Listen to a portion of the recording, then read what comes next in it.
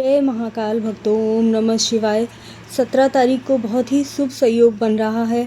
हरियाली तीज, सोमवती अमावस्या और श्रावण के सोमवार, तीन शुभ संयोग बन रहे हैं। ऐसे में अगर आप व्रत रखते हैं और पूजा करते हैं तो बहुत ही ज़्यादा पुण्य की प्राप्ति होती है। लेकिन अगर किसी कारणवश आप व्रत नहीं रह पाते हैं, आपको कहीं बाहर जाना है या आप पूजा नहीं कर पा रहे हैं किसी कारण से, तो सोमवती अमावस्या की जो कथा है वो आप श्रवण कर लेते हैं, तब भी आपको बहुत पुण्य की प्राप्ति होती है। तो चलिए, चैनल को सब्सक्राइब कर लीजिए और वीडियो को लाइक कीजिएगा और कथा पूरी श्रवण कीजिएगा, क्योंकि कथा तो आप सुन ही सकते हैं। भगवान के नाम पर अगर 10 मिनट भी निकाल लिए जाएं तो आपको बहुत ही अच्छा फल प्राप्त होता है। तो चलिए, मैं आपको सोमवती अमावस्या की कथा सुनाती हूँ। सोमवती अमावस्या व्रत कथा के अनुसार एक गरीब ब्राह्मण परिवार था। उस परिवार में पति, पत्नी और उसकी एक ही पुत्री थी। उनकी पुत्री समय गुजरने के साथ साथ धीरे धीरे बड़ी होने लगी।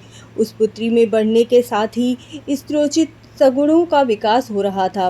वह कन्या सुंदर, संस्कारवान और गुणवान थी, परंतु गरीब होने के कारण उसका विवाह नहीं हो पा रहा। एक दिन उस ब्राह्मण के घर एक साधु महाराज पधारे।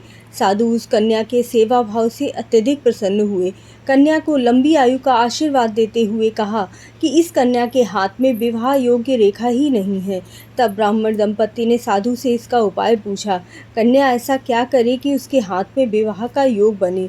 साधु महाराज ने कुछ देर विचार करने के पश्चात अपनी अंतर्दृष्टि में ध्यान करके बताया कि कुछ ही दूरी पर एक गांव में सोना नाम की एक धोबन अपनी बेटी और बहू के साथ रहते हैं, जो बहुत ही आचार विचार एवं संस्कार संपन्न तथा पतिपरायण है।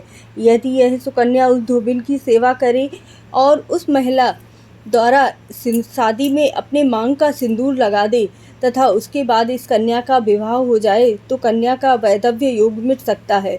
साधु ने यह बात बताई कि वह महिला कहीं बाहर आती जाती नहीं है। यह बात सुनकर ब्राह्मणी ने अपनी बेटी से धोबन की सेवा करने का प्रस्ताव रखा। अगले दिन से ही कन्या प्रातः काल उठकर सोना धोबन के घर जाकर साफ सफाई अन्य सारे कार्य करने लगी। एक दिन सोना धोबन अपनी बहू से पूछती है कि तुम तो सुबह उठकर सारे काम कर लेती हो और पता भी नहीं चलता। बहू ने कहा, माँ जी, मैंने तो सोचा कि आप ही सुबह उठकर सारे काम खत्म करती हैं, मैं तो देर से ही उठती हूँ।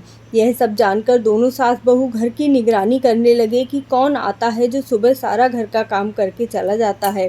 कई दिनों के बाद धोबिन ने देखा कि एक कन्या मुंह ढके अंधेरे घर में आती है और सारा काम करके चली जाती है।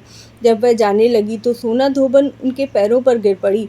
पूछने लगी कि आप कौन हैं और इस तरह छुपकर मेरे घर की चाकरी क्यों कर रही हैं? तब कन्या ने साधु द्वारा कही सारी बात बताई। सोना धोबन पतिपरायण थी, अतः उसमें तेज था। वह तैयार हो गई। सोना धोबन के पति थोड़ा अस्वस्थ थे।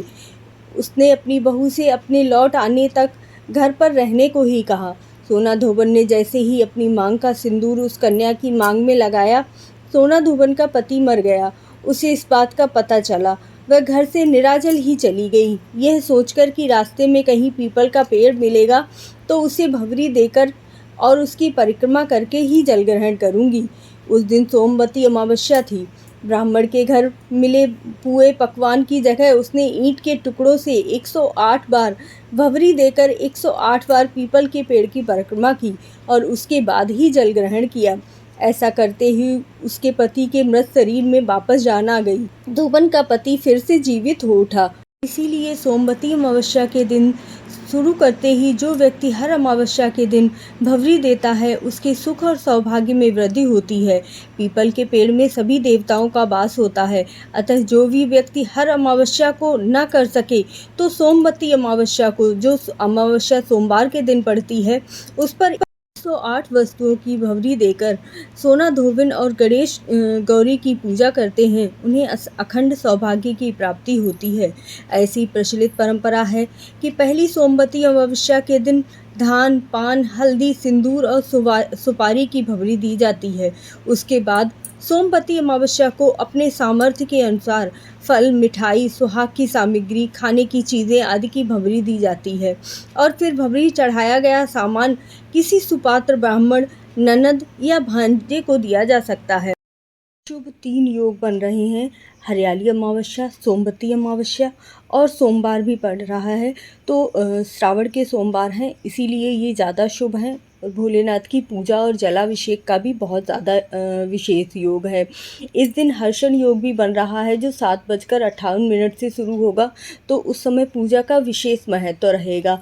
सर्वार्थ सिद्ध योग भी बन रहा है जो 18 जुलाई को 5:35 पर बनेगा। तो इस समय भी आप इसी योग के अंदर आ रहा है, तो आपकी पूजा का विशेष फल आपको प्राप्त होगा। इसीलिए इस अमावस्या पर का आप जितना भी लाभ उठा सकें अवश्य उठाइएगा और वीडियो को शेयर अवश्य कीजिएगा, जिससे कि और लोग भी इस वीडियो का लाभ उठा सकें। ओम